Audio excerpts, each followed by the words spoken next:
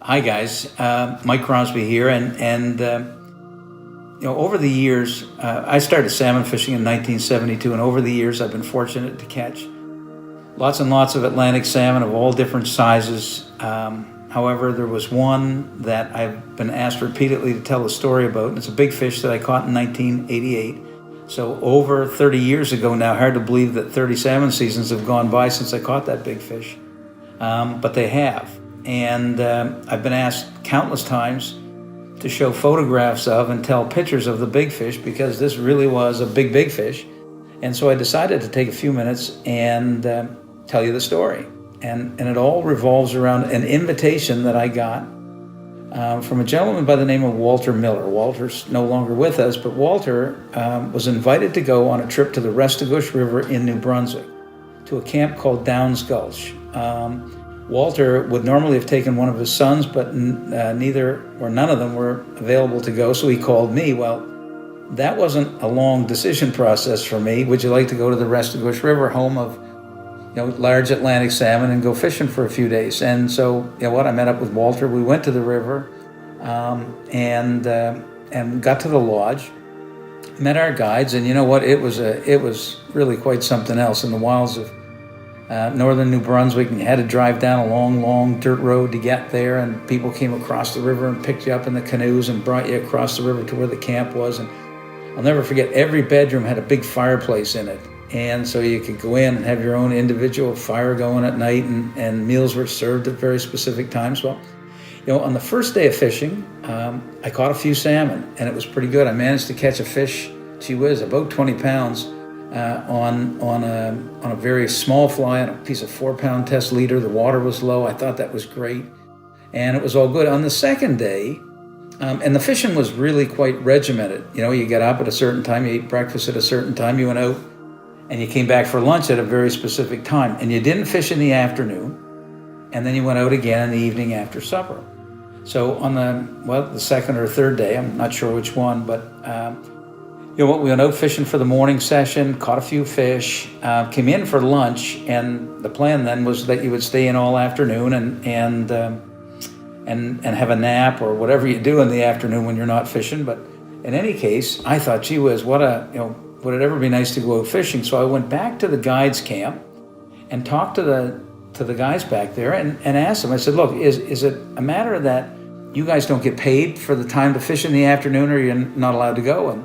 And they quickly piped up and said, well, it was a little bit of both. They really weren't supposed to go, and they weren't getting paid for going. And I quickly made a proposition about the payment part, and pretty soon we were getting in the canoe to go fishing. Now, we had to go to the place where we were going to be that evening, so we didn't fish somebody else's water.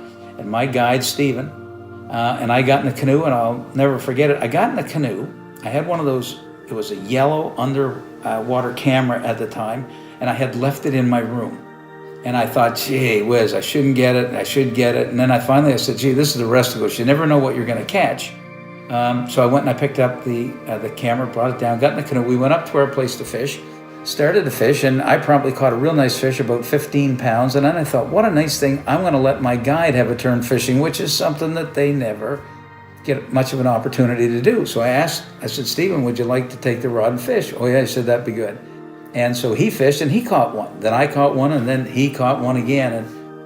And we went back and forth for like that a little bit. And so it came to my turn. I guess they were all my turns technically, but it came to my turn. Got up, I started to fish, had on a dry fly, and I cast it out, landed on the river, and as the dry fly started to float down, I saw this fish, water pretty clear there, saw this fish come up underneath the fly and turn towards the canoe and go back down. It disappeared. And I was in amazement. I had never seen anything like that come under a fly before. So I said to Stephen, I said, did you see that? He said, see what? I said, well, a salmon just came under my fly. I said, I think it was like a porpoise or something got loose in the river. I said, that was unbelievable. I said, you watch this. And I took the dry fly, I snapped it back out again, just settled down on the water, floated a couple feet, and this big head came rearing up out of the water, took the fly. I know it took the fly, and I pulled for everything I was worth, and the fly came straight back at us, excuse me, in the canoe. And Stephen said, you missed him. I said, no, I didn't miss him. I said, I don't know what's wrong. But I said, that fish had the fly I pulled. I should have had him. And so I back up, and my heart was now going about 90 miles a minute. And I put the dry fly back out again, settled on the water again, and the same thing. Up this thing came, stuck its head out of the water. I pulled for everything I was worth. And again, the fly came shooting back at the canoe. Again, Stephen said, "You missed him." I said, "I didn't miss him. There's something wrong. I don't understand." So I gave the fish a little bit of a rest. And then I went back at him with the dry fly again, and I put it in the same spot. And I couldn't find the fish. And I moved around a couple of feet this way, a couple of feet that way, a foot ahead, a couple of feet back. And gradually, I didn't see the fish, but I saw the water move the wrong way. And I said, "Stephen, did you see that?" He said, "What?" And I said, "Did you see the water move the wrong way?" He said, "I didn't see a thing." I said, "Well, that was the salmon." And with that, I said, "We're going to need to change flies to try and catch this fish." So I left the distance of line the same, which you always do. I reefed in the dry fly, took it off, tied on another one. In the process of doing this, Stephen, the guide, figured it was his turn to fish. He got up and started to fish in the same direction as where this big fish was. To which I asked him a simple question. I said, "Stephen, how old are you?" At the time, I think he responded that he was 23 or 24. I said, "Look, probably a good idea that you don't cast any further in that direction, because you're not liable to see your next birthday if you do that." And he said, "It's not my turn." I said, "No, it is not your turn for sure." He sat down, I stood up, fired the dry fly out again, and on the very first cast, up the fish came, same thing, big head poked out of the water. This time when I pulled, everything just went woof, over to the river, doubled right over, and I said, "Oh, geez, we got him on." Anyway, the fish took off downriver. We're in a 26-foot sharp canoe with a 9.9 horsepower Mercury motor on it. The fish takes off downriver at a speed I'd never experienced before, and I'm using one of these very old Bodex fly reels. It's kind of a trademark. I've used them since I started to salmon fish. I still use them today. Technically, as far as reels are concerned, if you compared them to reels of today, that are made today, these are junk, okay? This was like a $12 reel when it was purchased, and some people figure that they're only worth about $12 today. I tend to like the sound that they make when the fish takes off, and this fish took off. It went down the river, I'm guessing about 150 yards, and if you think about that, that's a football field and a half away. That went in an instant, and I said to Stephen, "We're going to have to up the anchor and chase this fish with the canoe," because I said, "I'm going to run out of line." So he turned around, grabbed the motor to pull it, and when he did, he said, "Oh my heavens, look," he said, "there's another giant one way down the river." And I said, "That's the one that I've got on," because it just came up and lunged on top of the water. So we turned the boat around, and downriver as fast as we could go, wide open, and I'm reeling like crazy, standing up in the canoe, reeling. I had on one of those, they used to make them years ago, an Aircell Supreme fly line, which was bright orange, okay? It was a hideous color, but I liked it. Anyway, as we were going downriver, I could turn, and I could see the line going back upriver. The fish had turned around and headed up through the current. So I said to Stephen, I said, "Okay, stop, turn the canoe around, head upriver, drop your anchor." I said, "I'm going to fight this guy going straight up through the current. We'll tire him out in no time." And as quick as we dropped the anchor, that fish unloaded everything off my reel going upriver. He didn't even know that he was hooked. He went upriver fast as he could go, and I said to Stephen, "Up the anchor, we'll chase him again with the canoe." And we did. And as we got closer to him, I'm reeling, the backing is coming in, now the fly line's coming in, and I thought, okay, if we lose this, I got to just digress for a second. In the middle of all this, I said to the guy, Stephen, I said, "Look, we got a problem." And he said, "What's the problem?" I said, "Well, I've got 8-pound test leader on." And I said, "We got a monster fish on there." He said, "What are you doing with 8-pound test leader on?" Well, earlier in the day, I had asked him, "What kind of leader material are you guys, or what pound test leader material are you guys using?" And he told me they were using light material because the water was low. To me, that would have meant 6-pound. I thought the rest of which I'd put on 8. When I said that to him, he said, "When I said light material," he said, "up here that means 15-pound test." So I was like totally outgunned as far as leader. I thought, if I lose this fish, nobody's ever going to believe that anybody's ever seen anything like this. So I told Stephen, I said, "Leave the canoe." I'm looking down over the front of the canoe. I'm standing up, I'm looking down over the front, and I can see this fish, and his tail is just going like this. In the river, I thought, oh my gosh, look at the size of that thing. I said to Stephen, "Leave the canoe idling, and you run up here and look over the front, because if he falls off or breaks off, at least somebody else will have seen this fish." He came up, and when he did, he got like totally excited. Well, he pretty much lost it. And I said, "Go back to the motor." And he did. And now the fish got a little bit calm, but it went all the way back down the river again. We chased it again in the canoe. This time, This time the fish got across the other side of the river and it just laid there, just in the current like that, straight. And we're going to show you a picture here as part of this video that shows the picture of this fish laid right out. And when you look at it, it looks like a tarpon or a shark or something. It does not look like an Atlantic salmon. So I would reel until I could hear the line just going, ee, and the fish would come a few inches, and then I'd lean back on the rod and I'd bring him over. Gradually, we got the fish up beside the canoe, and we looked down and said, what are we going to do? And it flopped around by the side of the canoe, got the leader wrapped around it. I said to Stephen, we're going to have to put that in the dip net and bring it in the canoe. And they had these knotless nets, and that wasn't going to hurt the fish. And so what we had to do is I got down on my hands and knees and I swung the fish around so that we could get it in the net head first.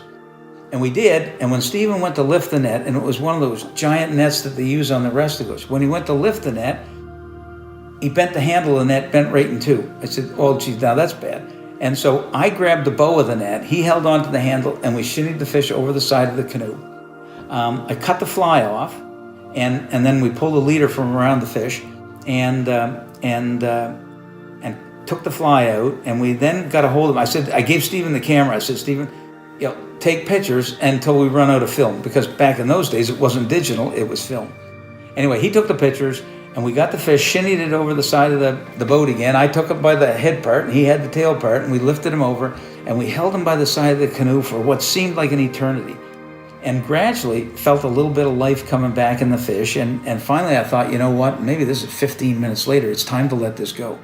And so I let the fish go, and if you could ever imagine watching a torpedo come out of a submarine, not hit anything, but run out of steam, and at the end the torpedo just goes to the bottom like that. Well, that's the way this salmon went. He just went, and there he was laying on the bottom, hardly no movement at all. And I thought, oh my heavens, this fish is, it's not going to survive, and I was worried about it. We stayed there for another 5 or 10 minutes, and then gradually you could see the fish's tail start to move a little bit, and we put the pole down that we pulled the canoe with, when you were pulling it, and touched him on the tail, and poof, the fish went, and I said, well, there he goes, the fish is going to be fine, and that's it. And so we were pretty excited. Now, we couldn't look at pictures of this, and we went back to the camp only to find out that we were in a heap of trouble, okay, because we were not supposed to be out fishing in the afternoon. The camp manager had been away, I don't know, picking up groceries or what he was ever doing. So when I negotiated this trip out on the river, everybody else went too, and then everybody was in doo-doo because of we weren't supposed to be out. But the camp manager asked me, how did you make out? I said, we had a great afternoon. We caught, half a dozen fish, and we said we caught a big one. And he said, well, how big? And I said, I don't really know. I said, I had it in my arms.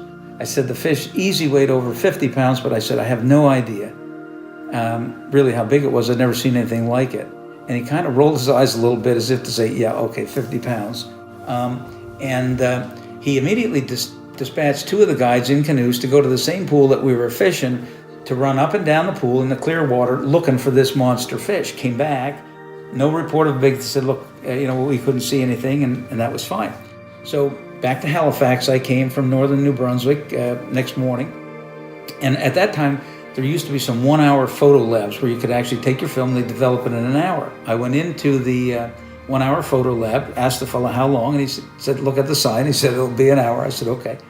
And I said, look, be really careful with that. I said, this is like matter of life and death stuff. He said, what do you mean? What pictures? I said, it's pictures of a salmon. And he didn't quite get that. Anyway, I waited the hour, and I got the pictures, and I didn't open them in the store. I went out and I sat behind the wheel of my car. And I opened the pictures thinking, okay, this isn't going to be as big as I remember. But I went out and I'm sitting behind the wheel. I think I had an old station wagon then. I opened the pictures up. I started to look at them and said, oh my heavens. It's not only as big as I remember it being, it's bigger than I remember it being. And I then called a friend of mine, Jim Gorley. They had a magazine, Eastern Woods and Waters at the time. Said, Jim, would you like to have pictures of a big fish and do a story on a big Atlantic salmon caught? So he said, yeah, immediately. And he looked at it and said, oh my gosh, and they did a story. I then tried to figure out how big the fish was. And I called the Department of Fisheries here in Halifax. And I said to the fellow, I said, look, if I can give you, got to digress again for a second. We didn't know how long the fish was, but you can clearly see in one of the pictures, again, that you'll see, where you can see where the fish's dorsal fin is laying on one rib of the canoe and the end of his nose is in another spot, okay? And so I called the Department of Fisheries, and then I called back to the camp. That's what I did. I called to the camp, got the camp manager on the phone. His name was Wayne. I said, Wayne, is there any chance that you guys can go down and measure some ribs in the canoe? Okay, and can you measure from this rib to that rib? He came back, and I said, that'll give me an idea of the size of the fish. So we went down, and I waited for a while, and somebody came back and said, Mike, yeah, that's like between 31 and 32 inches. From there to there. And I said, okay, great, that helps. And he said, you had probably like a 12-pound salmon. And, based on that 31 or 32 inch length, to which I said, well, Wayne, that's only the front half of it. The back half, we haven't counted yet. And the biologist will tell you that on an Atlantic salmon, the tip of the dorsal fin is usually 1 centimeter plus or minus from the halfway point of the fish. So if you took the 31 or even 32 inches and doubled it, you got a fish that's 63 or 64 inches long. And so with that information, I called the Department of Fisheries here in Halifax, and I said to them, I said, can you guys, if I can tell you the length of a fish, can you guys give me an approximation of the weight of the fish? And the guy said, yes, we can. We have a formula, and I forget the formula. I knew it at one point in time. I forget the formula, but anyways, so I gave him the length of the fish. He said, where was it caught? I said, Restigouche River. Great, he said, we have a model for the Restigouche River. I said, perfect. He said, I'll work it out, Mike, and call you back. And I hung up the phone. And about 30 seconds later, the phone rang. He said, do you have the length of that fish right? And I said, why do you ask? I said, I'm pretty sure that I do. And he said, well, based on the length of that fish, you've got a fish that weighs in the vicinity of about 84 pounds. To which I thought, wow, no, the fish is big, but it's not 84 pounds. It could have been, I don't know, but I didn't think it was. Anyway, so they asked me, did I have pictures of the fish? To which I said, I got all kinds of them. And they said, can you come down? I went down to the Department of Fisheries. And I got to tell you something, I caused a stir at the Department of Fisheries because they were doing everything they could to try to figure out how much this fish would weigh. And eventually what they did is they took a model of a female fish and laid it over this obviously male fish. You'll see from the kype on the fish. It was huge, and that's the reason why in the beginning I pulled in that dry fly a couple of times and didn't get the fish, because he couldn't close his mouth. His jaw was developing, the kype that they get is developing, and you could pretty much put your fist through that. So when I was pulling back with the fly, it was dragging the fly through that hole, and eventually I stuck the bone on the outside of his mouth, and the fly was lodged in that, which is the only thing that kept the leader out away from his mouth, or he would have cut it off. He had teeth like a little alligator. And so what they did is they eventually came to the point where they said, Mike, look, we're pretty sure your salmon weighs well over 60 pounds. We just don't know how much. Do you have a scale sample? Well, who's going to think of a scale sample at a time like this? And when I look back at the pictures, in the dip net is a picture of a perfect scale sitting right in the dip net that I could have brought them. And they said, wow, it would have been great if you were able to keep that fish. And I said, well, you know what? It was kind of against the law to keep him. And I said, it's not like it was half an inch over the limit that you might have got it by. I said, this was 3 feet over the limit, so that wasn't going to. So there you have the story of the big fish. And you know what? For the past 30 plus years, I've had a lot of fun with that. Actually, shortly after I caught that big fish, I used to carry pictures of it around in my vest all the time because people were constantly asking me, if I was the guy that caught the big fish, and I'd say yes, and then they'd say, do you have pictures of it? And I'd laminate a set, used to carry it around in the back of my fishing vest. Well, Jim Lawley and I were up fishing on the Bonaventure River one day, where we eventually built a camp. But we're up there fishing one day, and you had to go in to buy a pass to fish the river. And so we pulled up to the ZEC office where you'd go in to buy a pass, and Jim said, I'll go in and get them. So I'm sitting in the car in the parking lot there, and a guy comes along, and he looks in the window, and he says, in a kind of a French accent, are you Mike Crosby? I said, yeah. They caught the big fish? I said, yes. And so he went back to his car, and he had a video camera. Now, it was a great big camera that he had a battery pack to carry for it and everything else. And he decided he wants to shoot a video of me talking about this big fish. So when Jim comes back out of the ZEC office, here I am with a guy with a video camera shooting this video through the window of the truck, and Jim loses it. He starts pretending like he's my security detail, and then he said, you're truly a legend now.